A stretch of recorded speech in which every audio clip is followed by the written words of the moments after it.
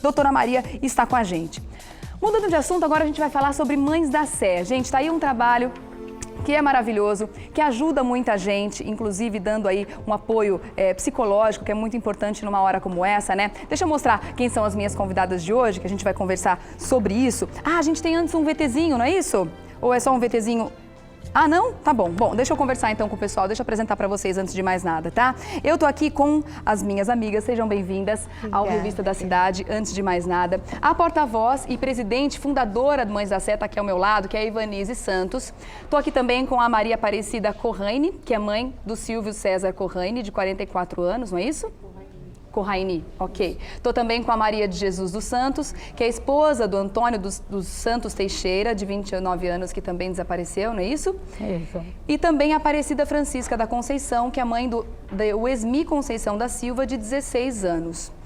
Bom, esse é um assunto extremamente delicado, né? Que eu imagino que a assistência que o pessoal do Mães da Sé dá é de suma importância, não só para que as mães tenham força para procurar pelos seus filhos, mas também consigam passar por esse período sabendo que tem um apoio gerado por vocês, né? O desaparecimento... Bom, primeiro eu quero agradecer pelo convite. A gente agradece a presença de vocês. Estar nessa casa mais uma vez é sempre muito bom. O desaparecimento, ele deixa... A primeira sequela que ele deixa grave é o desequilíbrio emocional. E a mãe é a pessoa que mais sofre com essa perda, né? E a ajuda psicológica, ela entra em ação justamente para tentar ensinar essa mãe a lidar com essa perda. Porque não é que a gente vai diminuir. Porque se acostumar com ela é impossível, né? Acostumar jamais, né? A gente, enquanto não encontra uma resposta, nós não temos paz.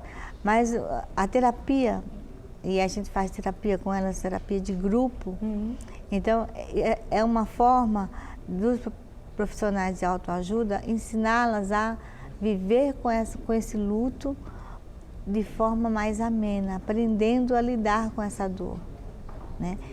E tem surtido resultado, porque a mãe, quando ela chega no primeiro dia, nas primeiras semanas de terapia, ela chega muito fragilizada. Depois ela vai se soltando mais e ela vai aprendendo. Eu fiz terapia durante 8 anos, isso me ajudou muito a lidar com a perda da minha filha. E a gente tenta dar esse trabalho de autoajuda para elas, justamente para elas aprenderem a lidar com essa dor. Vamos falar um pouquinho primeiro da história do Mães da Sé, que muitas pessoas que estão em casa não conhecem, muitas vezes, como surgiu essa iniciativa, né? Como surgiu essa ideia. É uma ideia sua e de uma amiga sua que tiveram, né, os seus filhos desaparecidos mais ou menos na mesma época. Vocês se encontraram e resolveram ajudar outras pessoas também, né? Isso foi desde 96? Desde 96. Esse trabalho nasceu 3 meses depois do desaparecimento da minha filha, que continua desaparecida até hoje. Desde 96? Ela desapareceu em 23 de dezembro de 95. Hoje ela teria 30 anos. Né? Essa imagem que está aparecendo da sua filha, a da esquerda do vídeo, na época que ela desapareceu. E a da direita de como ela estaria hoje com 30 anos. Isso é uma simulação, né? Essa imagem foi feita recentemente pela Polícia Forense para ver se a gente consegue um resultado. Né? Para que as pessoas tentem identificar, né? Tentem identificar. Okay. E para mim, eu criei uma expectativa muito grande com essa foto, porque eu acho que vai dar um resultado. Porque são 16 anos, né? E a partir daí, quando eu vivi minha luta e minha busca sozinha, eu cheguei à beira da loucura. Porque nós que somos mães, não estamos preparadas para perder os nossos filhos. Jamais. Né? A lógica da natureza é o inverso. Mas quando você enterra um filho, você vive um luto real. Agora, quando ele desaparece, é muito pior. Lidar com a morte já é muito difícil. Eu imagino que lidar com a dúvida de saber o que aconteceu... É muito, muito, muito pior. Eu chego a ficar arrepiada.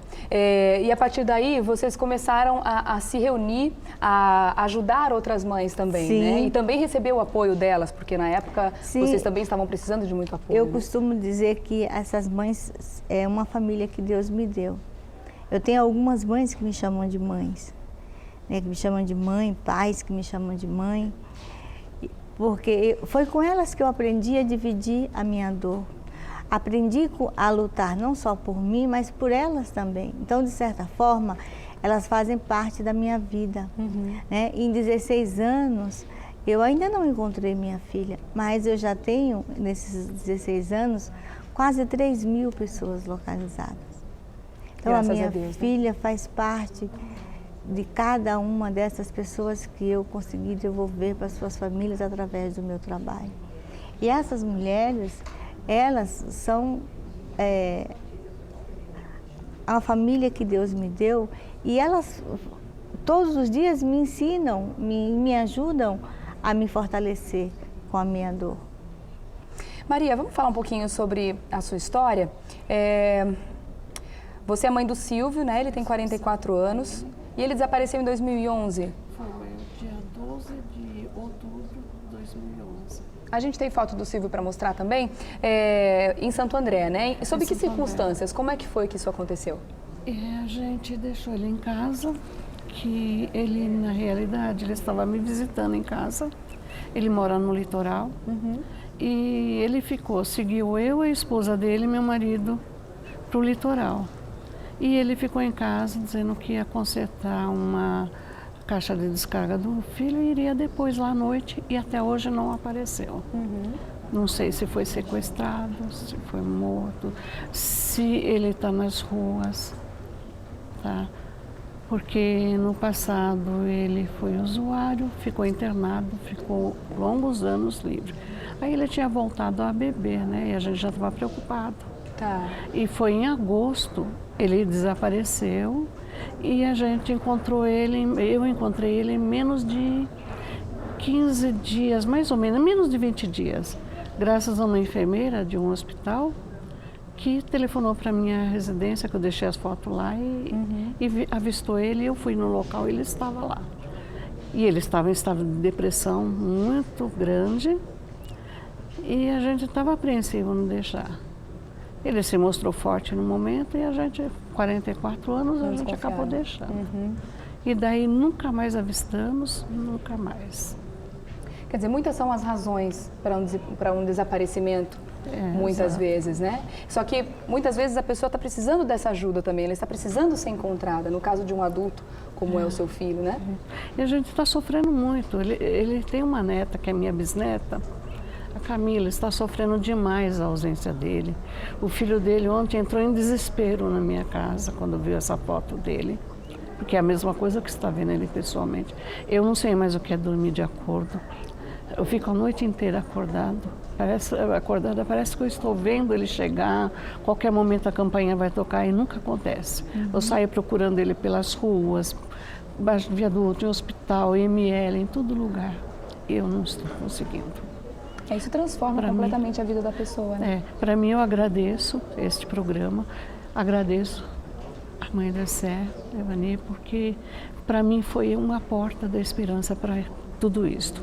Não só para mim, como para os demais, que aqui eu sei que estarão e vão encontrar muita gente, porque é o meio mais viável, comunicativo é esse. Nós que agradecemos a presença de vocês, porque a gente imagina o quão difícil deve ser falar sobre isso, né? Viver, porque imagino que cada vez que vocês contam a história, vocês revivem todo o sentimento, né? Que vocês estão tendo e tudo mais, mas eu acredito sim que os meios de comunicação são extremamente importantes para que isso seja solucionado. Afinal de contas, o alcance que a gente tem é muito grande, então esse apoio que os meios de comunicação devem dar é essencial para estes casos, principalmente, né? Eu imagino que se, de repente, a abertura fosse ainda maior, o número de casos poderia ser muito maior também, né? O número de casos solucionados poderia ser muito maior. A esposa dele está à espera dele ainda, onde quer que ele esteja, que ele volte para casa, porque a gente ama ele muito, a esposa ama ele muito, o filho, a família inteira. Padrinho dele, que é meu irmão, está todo mundo doente e desesperado por causa dele, porque a gente ama ele muito, ele é muito bom, ele é um profissional, que ele é artesão em calçado, ele tem a fabriquinha dele, ele tem a loja dele, ele tem a casa dele, ele tem que voltar para cuidar de tudo isso, porque a esposa dele, mesmo com o meu apoio, não está conseguindo conciliar tudo. Ele está fazendo muita falta, muita O apoio falta. da família nesse momento também é muito importante, né? Então ele é vamos muito orar, vamos importante pra torcer para nós. que nesse momento alguém que esteja tendo contato com ele no dia a dia esteja assistindo o nosso programa, né? Para fazer esse contato aí. Que colaborem, né, com a gente, com os demais. E mais uma vez eu agradeço, porque é uma porta da esperança e é uma solução para muita gente. Maria, eu vou te interromper só um minutinho, porque a gente está falando aqui do alcance que a televisão tem, né, com relação a esse assunto principalmente. E durante a chamada que eu fiz logo no começo do programa, uma mãe estava assistindo a abertura do programa, quando eu comentei que vocês estariam aqui falando sobre esse assunto, é a senhora Nery de Andrade, e ela veio até aqui, ela compareceu aqui, sabendo também que a gente estava ali na calçada fazendo um atendimento, falar a respeito do filho dela, que é o Rafael Moiano da Fonseca, que ele tem 24 anos e ele desapareceu em maio de 2011, ela está com a gente, olha só, ela trouxe a foto dele até para que a gente faça essa divulgação. De repente, se alguém tiver alguma notícia, olha, ela está na frente aqui da nossa emissora, aqui na TV Gazeta, em frente aqui na Avenida Paulista, para falar um pouco sobre isso. Olá, bom dia, senhora Nery de Andrade, tudo bem? Bom dia, dona Regiane. Você ouviu a chamada do programa logo no começo e veio aqui fazer essa divulgação também, né? Sobre que circunstâncias o seu filho desapareceu? É o seguinte, ele surtou ano passado na região da Rua Marília. E desde lá, eu não tive mais, assim, contato com ele. Eu fiquei sabendo que ele passou por Minas, Brasília, Ribeirão Preto, Rio Claro, e que agora ele está nessa região da Paulista. Então, pela graça de Deus e 2 anjos que hoje aqui na Paulista me pararam, que era o seu programa, eu estou podendo ter a oportunidade de pedir socorro para ajudar meu filho. Ele é esquizofrênico, refratário, tem 24 anos, ele precisa ser internado para tratamento. E se alguém souber dele, entrar em contato com as Mães da Sé, que hoje está no seu programa, por favor, eu peço, pelo amor de Deus, me ajudar para poder auxiliar esse ser que precisa muito de ajuda. Ok, dona Nery, muito obrigada pela sua participação aqui, viu? Lembrando que o espaço aqui da Revista da Cidade está aberto, sim, a todos que queiram fazer aí, né, o seu apelo, né, fazer o seu pedido. E lembrando que essa organização aqui também está à sua disposição para te ajudar nesse momento tão difícil, não é isso? Eu até peço para que ela compareça, se possível, ainda hoje ao nosso escritório, que fica na Rua São Bento, 370, na região central, para a gente estar fazendo o cadastro do filho dela e estar vinculando a foto dele em outros meios que a gente tem. Porque eu imagino que muitas são as mães também que muitas vezes não sabem, pela pouca divulgação, né, que acaba acontecendo, não sabem que existe uma organização como essa que tanta ajuda pode trazer num momento tão difícil como esse. Eu quero agora falar com a Maria de Jesus para contar um pouquinho da história do seu esposo, do Antônio, né, que desapareceu em 2010. O Antônio, ele fez uma viagem para Piauí, né? Aí quando ele vinha de volta, ele disse que ele vinha passando mal no ônibus. Aí começou a bater no motorista, começou a falar que aquele ônibus ia virar, então ia cair, que ele fosse devagar. Aí ninguém se importou com aquilo que ele estava falando, né? O próprio motorista não se importou. Aí quando chegou em Limeira, já aqui em São Paulo, né? Aí desceu todo mundo para tomar café de manhã cedo, né? Aí ele desceu junto. E disse que dali ele saiu assim, numa direção, assim, numa rua subindo, lá é uma rodovia, né? Aí ele pegou a carteira, o documento, né? E o celular e saiu assim, sem destino. Aí eles vieram embora e deixaram ele lá, né? E até hoje eu não tive uma notícia. Aí em seguida eu fui para lá, né? Procurei saber, né? Aí então ele saiu daqui de São Paulo num ônibus e quando chegou em Limeira, ele desceu como todo mundo? Não, ele já vinha de volta do Piauí, né? Ah, tá certo. Ele vinha para casa. Aí ele vinha para casa, né, já. Aí disse que desceu lá em Limeira, de volta, né? Tá. E aí não foi mais visto? Aí ele não voltou, né? Aí a gente soube a notícia e foi para lá, né? Procurar. Tá. Esse dito motorista levou a gente até lá. Aí deixou a gente lá e disse que foi aqui que ele ficou. Então, ali a gente ficou, lá de onde ele ficou para o centro da cidade, são uns 10 minutos de ônibus. A gente ficou lá 3 dias procurando. Vocês procuraram as autoridades da cidade? Procuramos, fomos na polícia, fomos no jornal, lá também tem um jornal Passou ao Vivo, né? Aí fomos no hospital, Santa Casa. Casas que... Procuramos na rua, aqueles pessoal, tem muita gente na rua lá, né? A gente perguntava, mostrava foto. Em todas as cidades, né? Então, Infelizmente. aí ninguém via, ninguém viu, ninguém sabia. Aí então a gente foi... Aí a gente, de noite, a gente estava assim, lá no lugar que ele desceu, né? Aí chegou uma viatura da polícia, né? Aí a gente perguntou. Mostrou foto, perguntou para ele o nome, né? Ele disse, olha, pelo nome e o foto era esse rapaz. Diz eles que viram ele, encontraram entrando numa chácara, atrás de entrar, né? Aí disse que chamaram a polícia, acho que os donos lá, né? Aí disse que a polícia veio, eles mesmos vieram, pegaram e disse que fizeram pergunta para ele. Aí ele falou que morava em... Não, trabalhava em São Paulo, mas que morava ali. E viram que ele estava perturbado. Tá. Aí disse que chegaram assim, andaram a certa altura, disse que soltaram ele. E foi a última notícia lá. E também, quando a gente chegou, também, a gente encontrou um rapaz bem vestido, assim, parecia um rapaz que trabalhava num lugar bem, né? Aí ele falou pra gente, a gente mostrou assim a foto, perguntou, ele disse, nossa, eu vi esse rapaz na porta de um bar sentado hoje, de manhã cedo.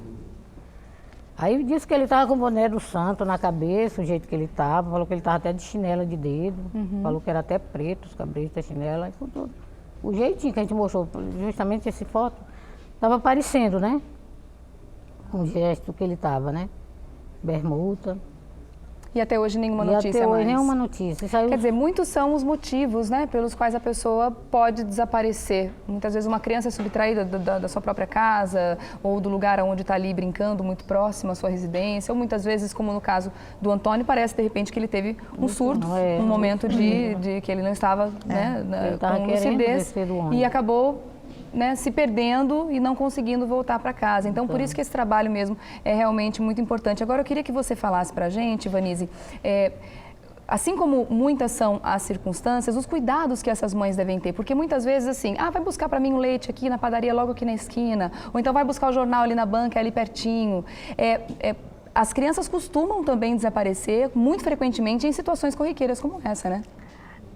O desaparecimento em si, ele acontece em circunstâncias muito parecidas, aonde a criança desaparece muito próximo de sua casa, brincando na porta de sua casa, indo a um estabelecimento comercial próximo de casa. Então é importante que as mães, que os pais, orientem seus filhos em relação ao perigo que eles correm. Porque se a criança sabe do perigo que ela corre, ela não desaparece.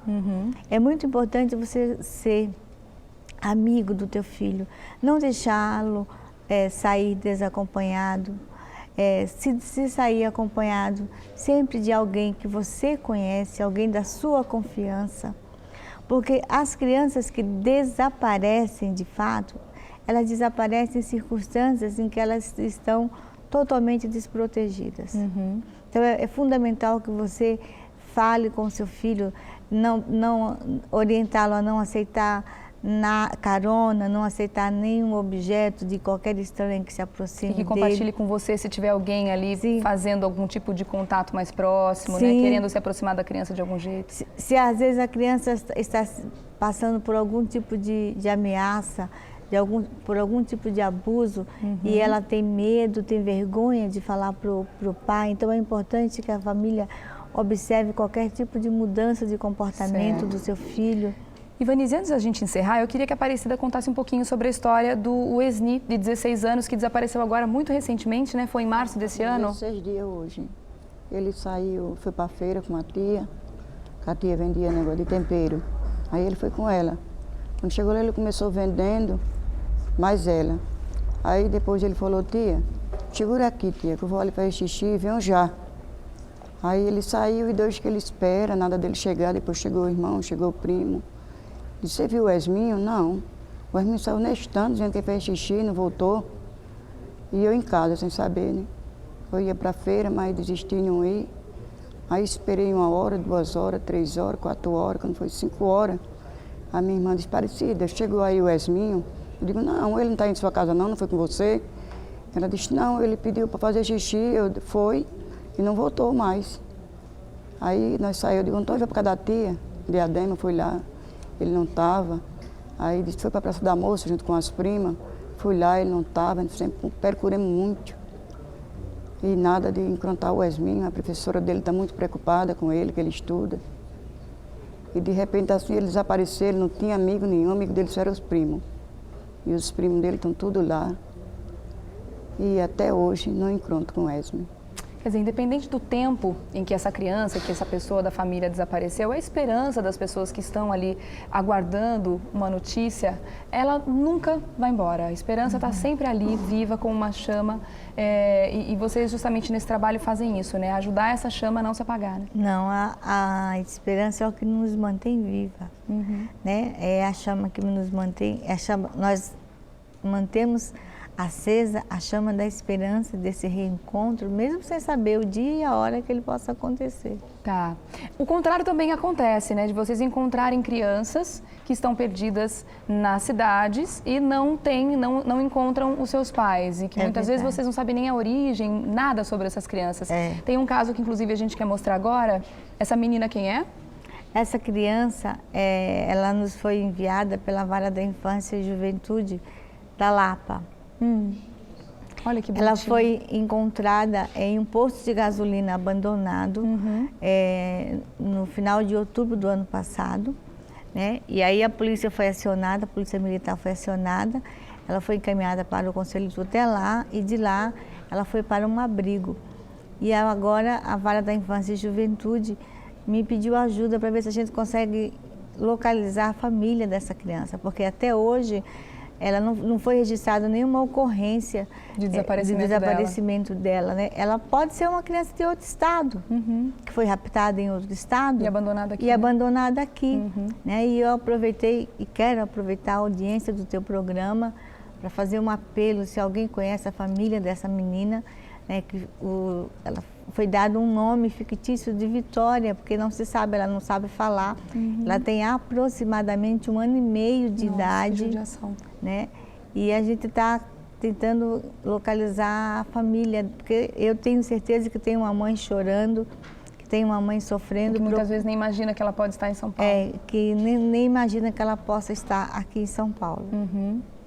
Bom, da porcentagem, do número total de pessoas, né, desaparecidas, quantos % mais ou menos são encontrados?